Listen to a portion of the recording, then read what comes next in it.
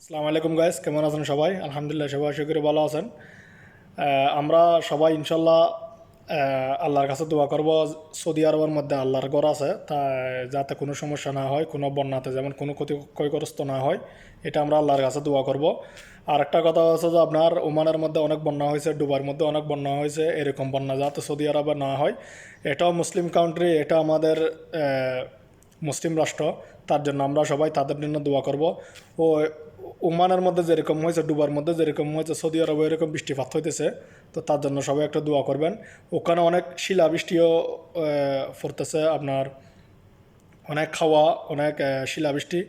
তো তার জন্য শিলাবৃষ্টি একটা অনেক সমস্যা, মানুষের মাথায় পড়লে মাথা ফেটে যায়, মানুষের গায়ে পড়লে গায়ে দরদ হয়ে যায়, অনেক সমস্যা। তো তার জন্য আল্লাহ সবাই আমাদেরকে, প্রবাসী ভাইদেরকে সবাইকে রক্ষা করুক। সবাই একটু দোয়া করবেন। সবাইকে ধন্যবাদ এবং আসসালামু আলাইকুম। সবাই সাবস্ক্রাইব করে নেবেন।